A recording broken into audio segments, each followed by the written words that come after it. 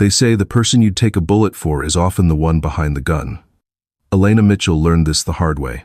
She spent 5 years eating instant noodles and working double shifts so Liam could become a star surgeon. She built his foundation, brick by painful brick. But the moment he reached the summit, he didn't pull her up, he cut the rope. She was left with nothing. No money, no home, and no dignity. But destiny has a wicked sense of humor. Just as Elena was ready to give up, a spilled glass of champagne and a mysterious billionaire changed the game forever. This isn't just a story about heartbreak. It's a story about the sweetest, coldest revenge. You won't believe who she becomes. The rain in Seattle didn't wash things clean. It just made the grime on the sidewalk slicker. Elena Mitchell stood outside the glass doors of Harper & Associates, shivering not from the cold, but from the bone-deep exhaustion that had become her constant companion for the last 5 years. She looked down at her shoes. They were scuffed, the soles wearing thin. Once, Elena had been the top architecture student at the University of Washington. She had dreamed of designing skylines. Now, her only architectural feat was constructing the life of Liam Harper. She checked her phone, a cracked model from 3 years ago. 7 p.m. Liam was supposed to be done with his board presentation. This was the big one. The partnership. The moment they had eaten ramen for. The moment she had scrubbed toilets at the gym for. The moment she had put her own master's degree on indefinite hold for. The doors slid open. Liam walked out. He looked magnificent. The charcoal suit she had bought him, using the money she had saved for her mother's dental surgery, fit him like armor. He wasn't alone. Walking beside him, laughing with a terrifying ease, was a woman in a cream-colored trench coat that probably cost more than Elena's car. This was Jessica Vane, the daughter of the firm's senior partner. Elena stepped forward, forcing a smile. "Liam, did you get it?" Liam stopped. The laughter died in his throat. He looked at Elena, then at Jessica, and back to Elena. The look wasn't love. It wasn't even pity. It was annoyance. Like she was a stain on his lapel. "Elena," Liam said, his voice tight, "I told you not to come here." "I wanted to celebrate," she said, holding up a small plastic bag containing a bottle of cheap, sparkling cider. "I thought." Jessica raised an eyebrow, her gaze sweeping over Elena's frizzy hair and wet, oversized coat. "Is this the cousin you mentioned, Liam?" The air left Elena's lungs. "Cousin?" Liam didn't correct her. He stepped closer to Elena, lowering his voice to a hiss. "Go home, Elena. We'll talk later." "Home?" Elena whispered, the rain masking the tremor in her voice. "Liam, I picked up your dry cleaning. I paid the electric bill today. I have $3 in my account. I'm here because you said if you made partner, everything would change." "It has changed," Liam snapped, finally dropping the mask. He turned to Jessica. "Give me a second, Jess." Jessica smirked and walked toward a waiting black Mercedes. When they were alone, Liam looked at Elena with a cold detachment that shattered her heart faster than a hammer through glass. "I made partner," he said. That's amazing," she stammered, reaching for his hand. He pulled away. "And because I made partner, I need to be realistic about my future. Look at you, Elena. Look at where I'm going." He gestured toward the skyline, then back at her scuffed shoes. "You were great for the struggle. You were a fantastic support system. But I'm not struggling anymore. I need a partner who fits the life I'm building. Someone who understands high society, networking, the pressure. You're a waitress." "I'm a waitress because I'm paying your student loans," Elena screamed, attracting the attention of a security guard. "I was an architect. I gave that up for you." "And I appreciate it," Liam said, pulling an envelope from his jacket pocket. It was thick. "There's $5,000 in here. Consider it reimbursement. I want you out of the apartment by tomorrow. Jessica is moving in." Elena stared at the envelope. It felt like blood money. "You're evicting me? From the apartment I found, that I painted? It's in my name. Elena. Everything is in my name." He shoved the envelope into her frozen hands. "Don't make a scene. It's pathetic." He turned on his heel, walked to the Mercedes, and slid inside. As the car pulled away, splashing dirty puddle water onto Elena's legs, she didn't cry. She couldn't. The shock was too absolute. She stood there for an hour, the envelope clutching in her hand, realizing she hadn't just lost a boyfriend. She had lost 5 years of her life. She had invested in a stock that had crashed to zero. She walked back to the bus stop. When she got to the apartment, the one she had to vacate by morning, she found a box already outside the door. He hadn't just decided this tonight. He had planned it for weeks.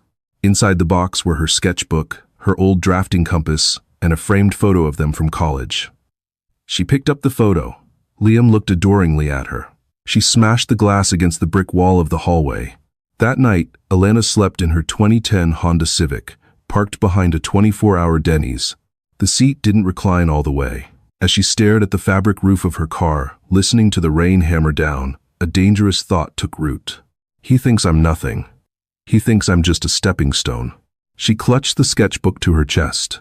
"Watch me," she whispered to the dark. "Just watch me." 6 months later, Elena wasn't an architect, and she definitely wasn't a partner at a law firm. She was staff #42. Rock Bottom had a basement, and Elena had found it. The $5,000 Liam gave her had vanished into paying off the joint credit card debt he had accidentally left in her name, a final parting gift of financial ruin. With her credit score tanked and a 5-year gap in her architecture resume, no firm would look at her. They saw a woman who had wasted her potential. So, Elena took the only job that didn't ask questions. She worked for Prestige Temp Agency, a company that provided high-end catering and cleaning staff for Seattle's elite. Tonight was the Gala for the Future, hosted at the Grand Olympia Hotel. It was the biggest event of the year, attended by tech moguls, politicians, and old money. Elena's job was simple: hold a tray of champagne, keep her head down, and be invisible. Her uniform was a stark black dress, a size too big, and her hair was pulled back into a severe bun. She looked nothing like the vibrant, creative woman she used to be. She looked like furniture. "Keep the glasses full, and don't look the guests in the eye," the floor manager, a man named Henri with a perpetual scowl, had barked at her. "These people are worth billions. You are worth minimum wage. Remember the difference." Elena moved through the ballroom like a ghost. The chandeliers were blinding, the scent of expensive perfume overwhelming. She caught snippets of conversation, mergers, acquisitions, summer homes in the Hamptons. It was a world she was supposed to be part of, not serving. Then she froze. Near the ice sculpture, laughing that same hollow laugh, was Liam.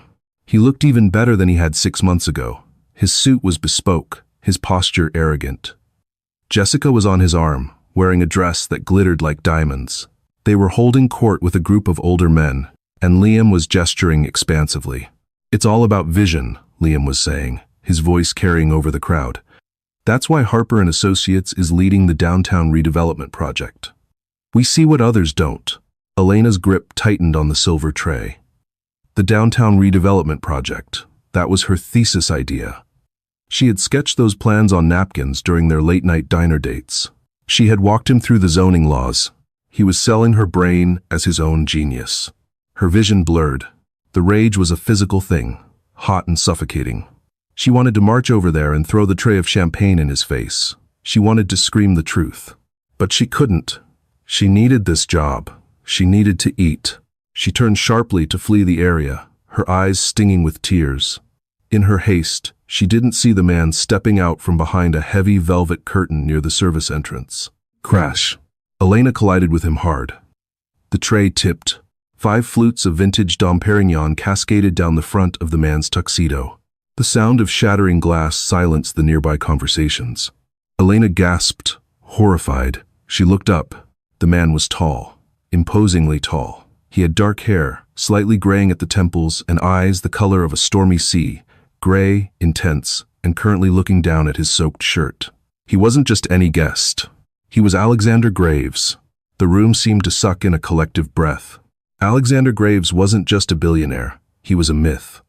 He was the owner of Graves Industries, the conglomerate that practically owned the city's infrastructure.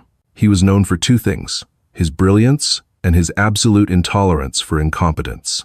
I am so sorry," Elena stammered, dropping to her knees to pick up the glass shards with her bare hands. "I didn't see you. You clumsy idiot." Henri, the floor manager, materialized out of nowhere. He grabbed Elena by the arm, hauling her up. "Mr. Graves, I am mortified. This girl is new. She's incompetent. She's fired immediately. Henri turned to Elena, his face purple. Get out. Now. Elena felt the eyes of the room on her. She glanced sideways and saw Liam. He was watching. A smirk played on his lips. He enjoyed this. He enjoyed seeing her as the clumsy servant. She looked back at Alexander Graves. He hadn't said a word. He was just watching her, his expression unreadable. I said, "Get out," Henri hissed. Wait. The voice was deep, calm, and commanded instant silence. Alexander Graves held up a hand. He ignored the champagne dripping from his jacket. He looked at Elena's hands.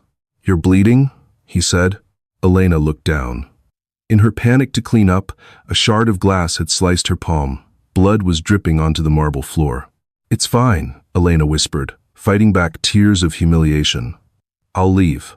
"Leave the glass," Alexander said to Henri, his eyes never leaving Elena's face. "And she isn't fired." Henri's jaw dropped. "Sir?" "I said she isn't fired," Alexander repeated, a dangerous edge entering his tone.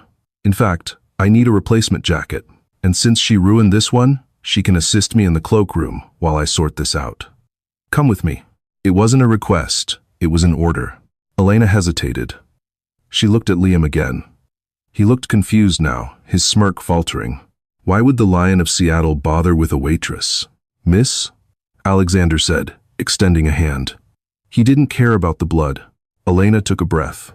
She had nothing left to lose. She took his hand. He led her away from the staring crowd, away from Liam, and into the private corridor leading to the VIP suites. The moment the heavy doors closed behind them, blocking out the noise of the party, Alexander dropped her hand and turned to face her. The kindness vanished, replaced by a sharp, analytical stare. "You're not a waiter," he said bluntly. Elena blinked, cradling her bleeding hand. "Excuse me?" "I watch people," Alexander said, taking a handkerchief from his pocket and handing it to her. "You hold yourself like you're analyzing the structural integrity of the room, not like you're serving drinks. And when you looked at that man, the one with the loud voice and the fake tan, you looked like you wanted to murder him. Who is he?" Elena pressed the handkerchief to her palm. "The fabric was silk. That's Liam Harper, my ex." "Harper," Alexander mused. "The one pitching for my downtown contract." Elena's head snapped up. "He's pitching to you?" "He's trying to. He claims he has a revolutionary design for the waterfront." "He doesn't," Elena said, the words tumbling out before she could stop them. "He has my design. The Emerald Flow concept, using the tidal patterns to power the streetlights? That's mine." Alexander's eyes narrowed. The air in the hallway shifted. Suddenly, he wasn't looking at a clumsy waitress. He was looking at a potential asset. "Emerald Flow," Alexander repeated slowly. "That is the name on the proposal on my desk, but the technical specs are lacking." "He talks a good game, but the math doesn't add up." "Because he doesn't know the math," Elena said, her voice gaining strength. "He memorized the pitch, not the physics. The load-bearing calculations for the tidal turbines require a specific polymer composite, or the salt water will corrode the base in 3 years. He probably quoted standard steel." Alexander stared at her for a long moment. Silence stretched between them, heavy and pregnant with possibility. "Standard steel," Alexander murmured. A slow, shark-like smile spread across his face.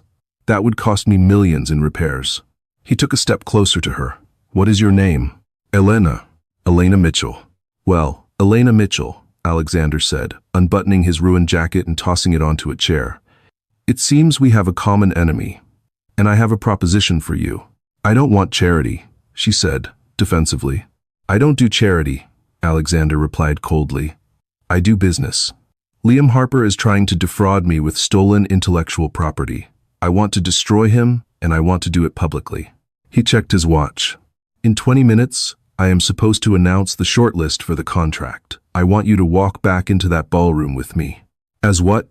Elena asked, looking down at her stained uniform. "Not as a waitress," Alexander said. He pulled out his phone and dialed a number. "Bring the emerald gown from the suite." "Yes, the one meant for the display. And a medical kit." "Now." He hung up and looked at Elena. "Tonight, you are not Elena the waitress. You are Elena the architect. You are my consultant." and we are going to walk out there. And you are going to ask Mr. Harper a question about the tidal turbines that he cannot answer." Elena felt a shiver run down her spine. It was fear, yes, but it was also something else. Adrenaline. "Why?" she asked. "Why help me?" "Because," Alexander said, his gray eyes flashing, "I hate liars. And I think you have a score to settle." Elena thought of the rain. She thought of the eviction notice. She thought of Liam's laugh. She looked at Alexander Graves and straightened her spine. "I need heels," she said. "High ones." Alexander smiled. "I'll see what I can do." The presidential suite of the Grand Olympia was quiet. It was a silence that cost $10,000 a night, thick, insulated, and smelling faintly of cedar and lemon. Alexander Graves sat Elena on a plush velvet ottoman. He didn't call for a doctor. Instead, he opened a first aid kit with the precision of a man who was used to fixing things himself. "This will sting," he said, uncapping a bottle of antiseptic. He took her hand. His grip was firm, his fingers cool. As he dabbed the cut on her palm, Elena hissed, instinctively trying to pull away. He didn't let go. He held her hand steady until the trembling stopped. "Pain is useful," Alexander said quietly, applying a butterfly bandage to close the wound. "It focuses the mind. It reminds you that you are still alive." He finished and looked up at her. Under the harsh lights of the bathroom vanity, Elena felt exposed. The oversized waiter's uniform hung off her tired frame. Her hair was a frizzy mess from the humidity of the kitchen. She looked at her reflection in the gold-rimmed mirror and saw a woman she didn't recognize, hollow-eyed, defeated, small. "I can't do this," she whispered, her voice cracking. "Look at me, Mr. Graves. Liam is out there in a $5,000 suit. I'm nobody. I'm the help. Putting on a fancy dress won't change the fact that he broke me." Alexander stood up. He walked to the window, looking out at the Seattle skyline, a skyline he owned half of. "Do you know how I started?" he asked, not turning around. Elena shook her head. "Everyone says you inherited it. Everyone is wrong. My father was a gambler who lost everything. I started as a bricklayer. I laid the foundation of the very building Liam Harper is currently drinking champagne in." He turned to face her, his gray eyes darkening. "People treat you the way you let them treat you, Elena. Liam Harper stole your work because he didn't fear you. He saw you as a resource, not a person. He saw you as weak." He walked back to her, leaning down so their faces were inches apart. "Are you weak?" Elena thought about the nights she stayed up until 4 a.m., correcting Liam's structural loads. She thought about the hunger she endured so he could eat steak. She thought of the smashed photo in the hallway. "No," she said. The word was quiet, but hard. "Good." There was a knock at the door. Alexander opened it. A stylist walked in, carrying a garment bag that looked like a body bag for a dress. "The emerald," Alexander commanded. The stylist unzipped the bag. The dress was architectural perfection. It was a deep, iridescent emerald green, the exact color of the sea during a storm. It was made of heavy silk that looked like liquid metal. It had a high, severe neckline that commanded respect, but the back was completely open, plunging dangerously low. It was a dress that didn't ask for attention. It demanded submission. "Go," Alexander said, pointing to the dressing room. "Shed the skin of the victim. Come out as the architect." Elena went into the dressing room. She stripped off the stained waiter's uniform and kicked it into the corner. She washed her face, scrubbing away the grease and the tears. When she stepped into the silk, it felt cool against her skin. It fit as if it had been sewn on her body. The structure of the bodice forced her to stand straighter, pulling her shoulders back, lifting her chin. The stylist worked quickly. Her hair was pulled back from her face, but not in the severe bun of the waitress. It was slicked back into a sharp, modern style that highlighted her high cheekbones. The makeup was minimal, save for a blood-red lip that looked like a warning sign. Then came the shoes. Black stilettos. 4 inches of steel and leather. Elena stepped into them. She rose 4 inches. She felt the change immediately. She wasn't looking up at the world anymore. She was looking it in the eye. She walked out of the dressing room. Alexander was waiting. He had changed into a fresh tuxedo, this one midnight blue. He was adjusting his cufflinks when he heard her footsteps. He stopped. He turned. For a moment, the billionaire said nothing. He simply looked at her, his eyes scanning from the sharp heels to the proud tilt of her chin. There was no lust in his gaze, it was something far more dangerous. It was respect. "Well?" Alexander said, a ghost of a smile touching his lips. "It seems Elena Mitchell has left the building." He extended his arm. "Are you ready to burn his house down?" Elena took his arm. Her grip was tight, her nails digging slightly into his sleeve. The bandage on her palm was hidden, a secret reminder of the pain that fueled her. "I don't want to burn it down," Elena said, her voice dropping an octave, smooth and cold. "I want to repossess it." The walk to the ballroom felt like a march to the gallows, or perhaps a coronation. The hallway was long and carpeted in red. With every click of her heels, Elena felt the old Elena, the one who apologized for taking up space, dying a little more. They reached the massive double doors of the Grand Olympia ballroom. The sound of the party hummed on the other side, the clinking of crystal, the swell of a string quartet, the murmur of the elite. Two doormen bowed to Alexander. One reached for the handle. "Wait," Elena said. She took a deep breath. She closed her eyes for a second, visualizing the blueprints of the emerald flow. She visualized the math. She visualized the truth. When she opened her eyes, they were clear. "Okay," she said. The doors swung open. The entrance was positioned at the top of a grand staircase, overlooking the ballroom floor. Alexander Graves did not just walk into rooms, he descended into them. As they stepped onto the landing, the room didn't go silent immediately. It happened in waves. First, the people nearest the stairs looked up. They nudged their neighbors.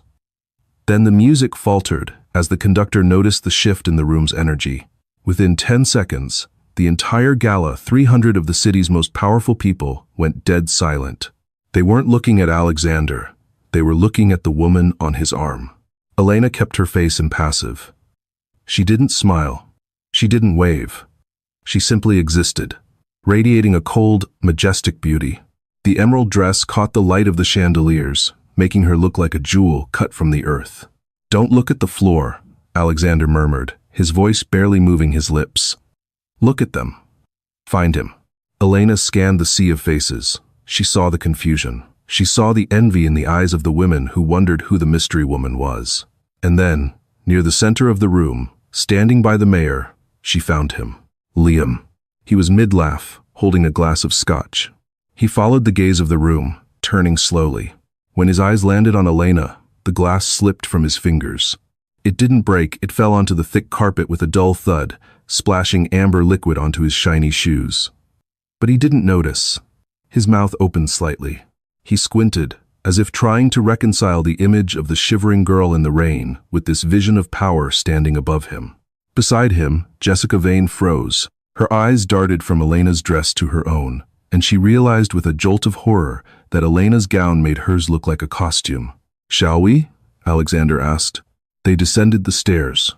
The crowd parted for them like the Red Sea. As they reached the floor, the whispers began. "Who is she? Is that a model? Is that a royal?" "Alexander!" The booming voice broke the spell. It was the mayor, beaming, trying to salvage the awkward silence. He rushed over, with a pale, trembling Liam trailing behind him like a scolded puppy. "We were worried you'd left after the incident with the waiter," the mayor said, laughing nervously. "I merely went to upgrade my company," Alexander said smoothly. He turned slightly, bringing Elena forward. "Mr. Mayor, have you met my lead consultant on the waterfront initiative, Miss Elena Mitchell?" The color drained from Liam's face so completely, he looked like a corpse. "Elena?" Liam choked out. His voice was a strangled squeak. Elena turned her head slowly, looking at him as if he were a bug she had found on her windshield. "Hello, Liam," she said. Her voice was steady, velvety, and loud enough for the surrounding circle to hear. "It's been a while. I see you're still spilling drinks." She glanced pointedly at the scotch on his shoes. Jessica stepped forward, her face flushed with anger. She looped her arm territorially through Liam's. "What is this? A joke? Elena is a barista. Or a waitress." "Liam, tell them." Alexander laughed. It was a dry, dark sound. "A waitress? My dear, Miss Mitchell has just spent the last hour walking me through the structural deficiencies of the current proposals. Her understanding of hydrokinetic energy is singular." Alexander locked eyes with Liam. "In fact, she was just explaining to me the dangers of using standard steel in a tidal zone." Isn't that right, Liam? Surely you accounted for the salinity corrosion in your vision? Liam opened his mouth, but no sound came out. Sweat beaded on his upper lip. He knew. He knew that he didn't know the answer. He knew the answer was in the notebook he had stolen. The notebook he hadn't bothered to read fully. Well, the engineering team handles the specifics, Liam stammered, his charm evaporating under the heat of the spotlight. Specifics are what keep bridges from falling down, Liam, Elena said. She took a step closer to him. She was now eye level with him in her heels. She smelled of expensive soap and vengeance. Actually, Liam, she continued, her voice deceptively sweet. I was curious. In your proposal, you mentioned the emerald flow system. How exactly do you plan to mitigate the vibration torque on the turbine blades during a king tide? The equation I read suggested that without a dampening system, the whole platform would shear off in 6 months. The circle of billionaires and politicians leaned in. This wasn't just cocktail chatter anymore. This was a gladiatorial match. Liam panicked. The torque is negligible, he bluffed. We ran the simulations. Did you? Elena tilted her head. Because the drag coefficient of the Puget Sound current is 1.2. If you ran the simulation with standard variables, you'd miss the undertow variance. She smiled, and it was the terrifying smile of a predator. But surely you know that. It's your design, isn't it? The silence that followed was deafening. Liam looked around, looking for an escape, but he was hemmed in by the elite of the city, all waiting for him to answer the woman in the green dress. Alexander checked his watch. Perfect timing, he announced, turning to the stage. Ladies and gentlemen, if you could direct your attention to the podium, it is time to announce the partner for the downtown redevelopment project. He looked back at Liam, his eyes cold as ice. I suggest you listen closely, Mr. Harper. You might learn something. Alexander placed a hand on the small of Elena's back and guided her toward the front of the room. Elena didn't look back. She could feel Liam's eyes burning a hole in her back, but for the first time in 5 years, she didn't care what he thought. She had the floor, and she was just getting started. The stage was elevated 3 feet above the ballroom floor, just high enough to turn anyone standing on it into a deity or a sacrifice. Alexander Graves stood at the podium. He didn't lean into the microphone. He adjusted it to his height, his movements deliberate and calm. The room was so quiet that the hum of the air conditioning sounded like a roar. Elena stood a few feet behind him. To his left, the lights were blindingly bright, creating a wall of white glare that separated her from the audience. She couldn't see the faces anymore, but she could feel them. She could feel the weight of 300 pairs of eyes assessing the woman in the emerald dress. Seattle is a city built on foundations, Alexander began, his voice deep and resonant. We build on mud, on hills, on water. We trust that the people who design our future understand the ground beneath their feet. He paused, letting the words settle. Tonight, I am awarding the contract for the Waterfront Renewal Project. A project worth $400 million. It requires not just vision, but integrity. Alexander gestured toward the massive LED screen behind them.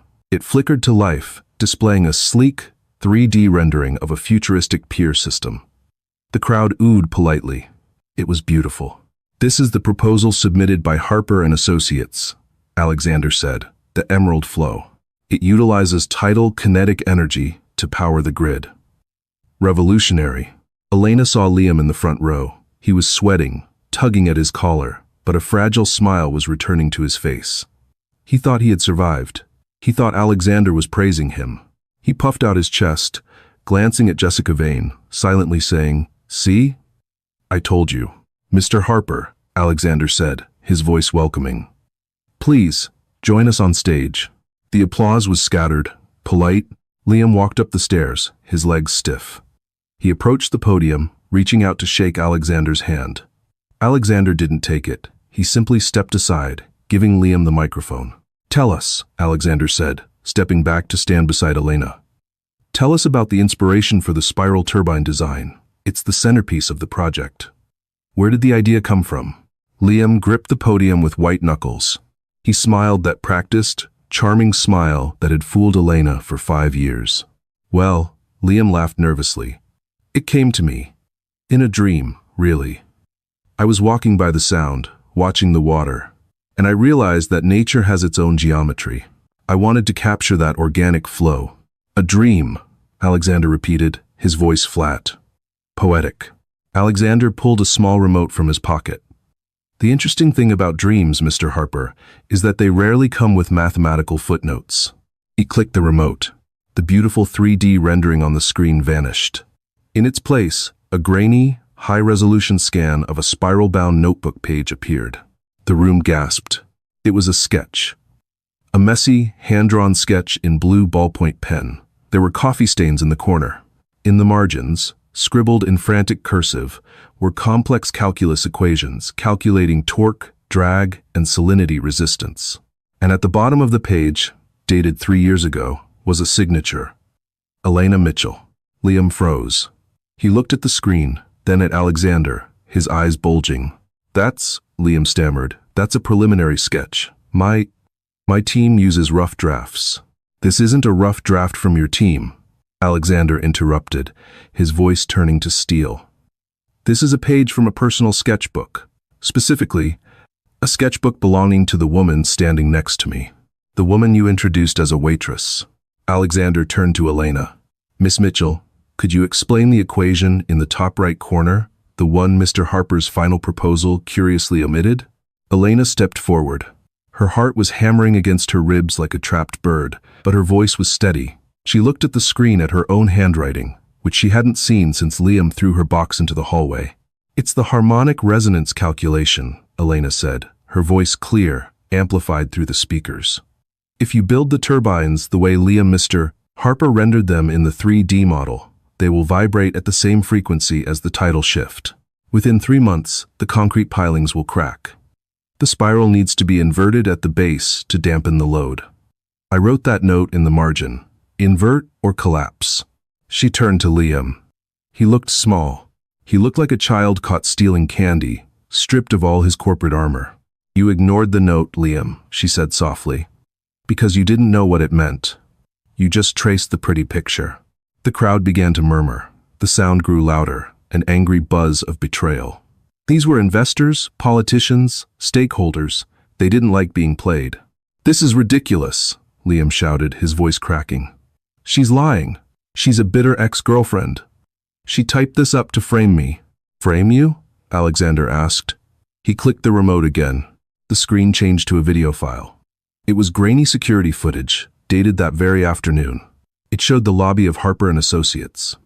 It showed Liam handing a thick envelope to Elena. It showed him walking away as she stood there, devastated. We live in a digital age, Liam, Alexander said coldly. But more importantly, Harper and Associates uses the cloud server provided by Graves Industries. I own the servers your company stores its data on. I had my technicians check the metadata of the Emerald Flow files. Alexander leaned in, his voice dropping to a dangerous growl that the microphone picked up perfectly. Every single file was created on a user account named S. Mitchell Arch 4 years ago. You simply changed the file name last week. The silence in the room was absolute. It was the silence of a career dying. Liam looked at the crowd. He looked at the mayor, who was frowning deeply.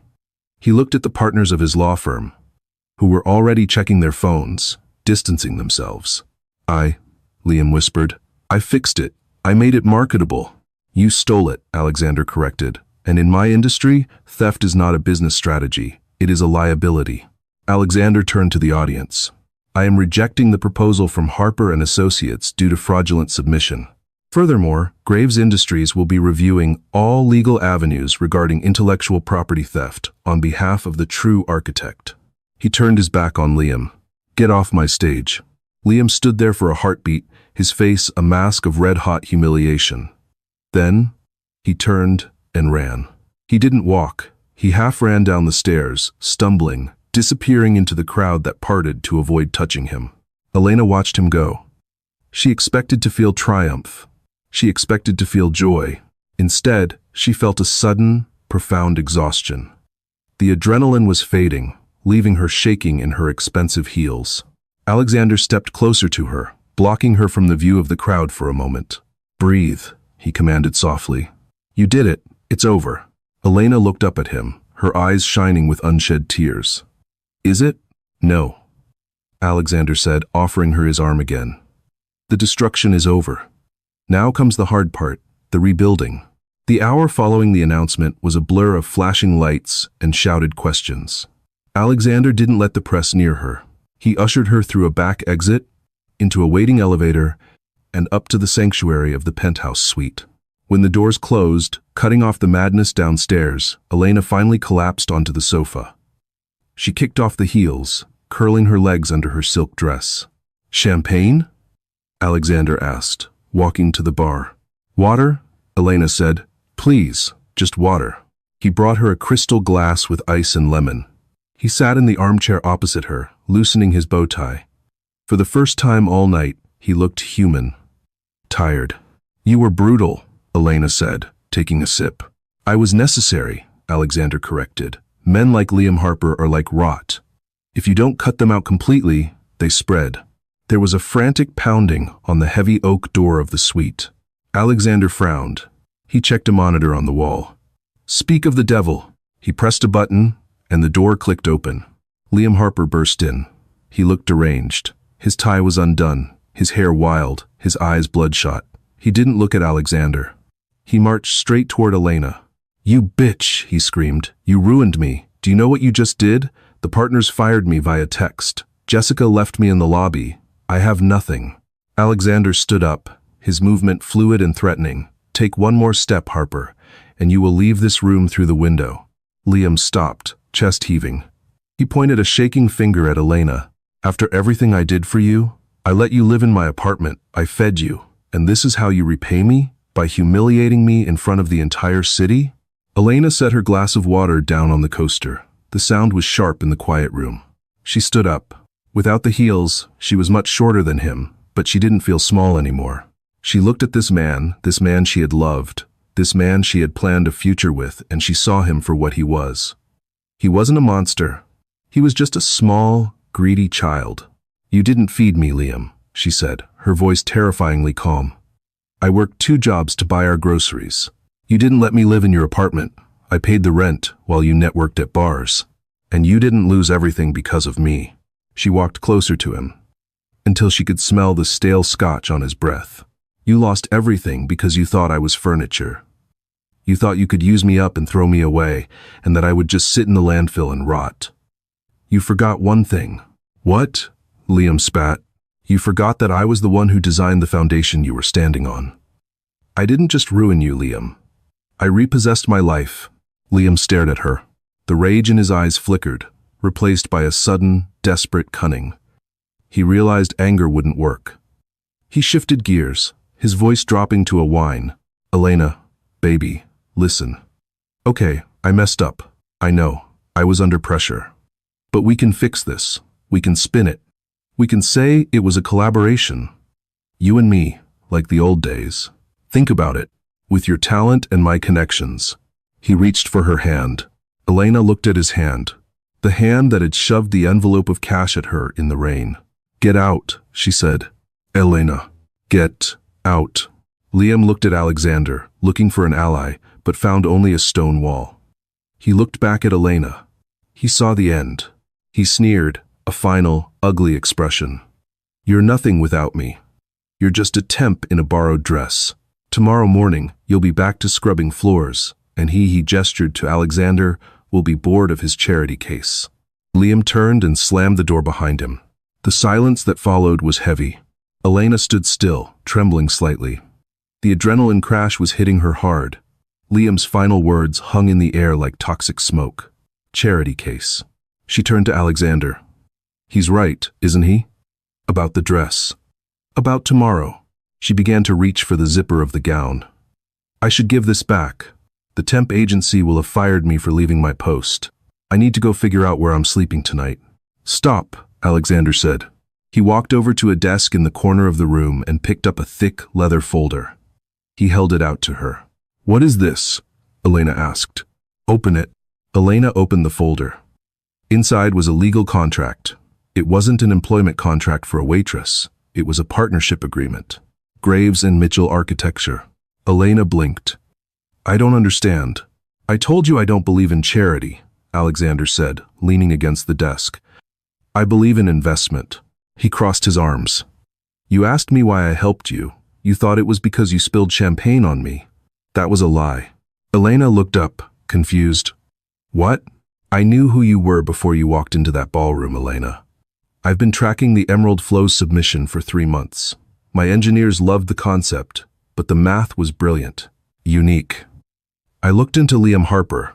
He's a lawyer, not an engineer. So I dug deeper. I found your name on the university archives. I found your thesis. He paused, his gray eyes softening slightly. I was going to call you next week. I was going to offer to buy the design from you and sue Liam for fraud. But then... He gestured to his stained shirt, which lay on the chair. Then you literally crashed into me. And I saw the fire in your eyes. I didn't just want the design, Elena. I wanted the architect. Elena stared at the contract. Partner.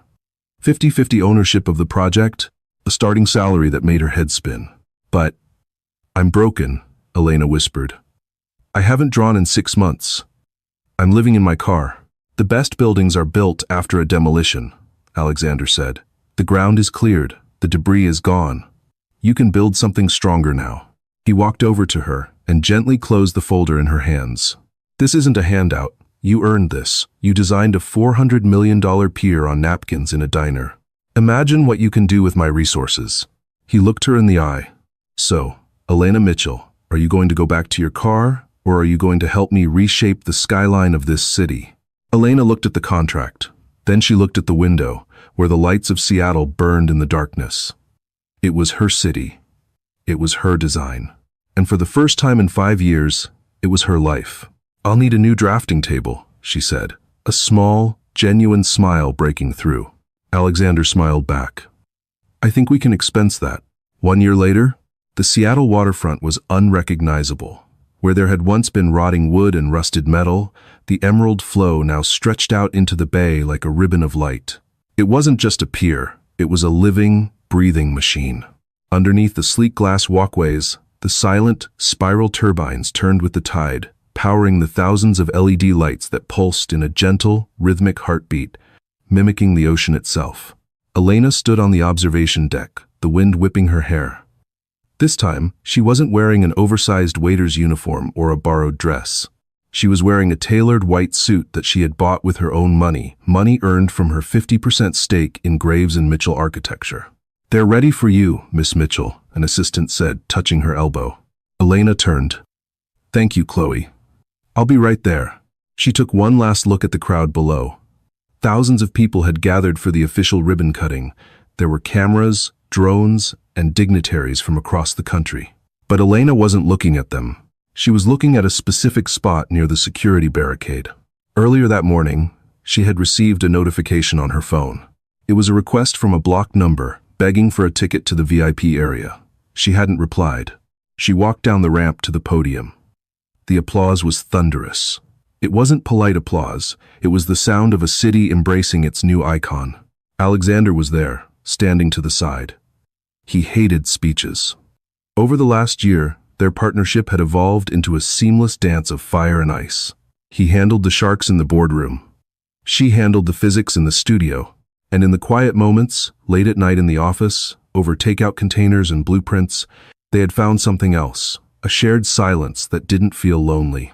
Elena took the microphone. They told me this couldn't be built, she said, her voice echoing over the water. They said the math didn't work. They said the foundation was too unstable. She paused, her eyes scanning the crowd. But foundations are funny things. Sometimes, you have to let the old one crumble completely before you can build something that lasts. We are defined not by how we stand when things are easy, but by how we rebuild when everything falls apart. As she finished, the crowd erupted again. Alexander stepped forward, handing her a pair of oversized golden scissors. Together, they cut the green ribbon. Later, as the fireworks began to explode over the bay, reflecting in the glass of her creation, Elena slipped away from the champagne and the handshakes. She needed a moment of air. She walked toward the valet stand where her car, a sleek black Audi, was waiting. Elena? The voice was rough, familiar, and pathetic. She stopped. Standing near the employee entrance, holding a pizza delivery bag, was Liam. He looked older. The year hadn't been kind to him. His hairline was receding, and there were dark circles under his eyes. The expensive suit was gone, replaced by a generic windbreaker with a delivery company logo. When the truth about the theft came out, Harper and Associates hadn't just fired him.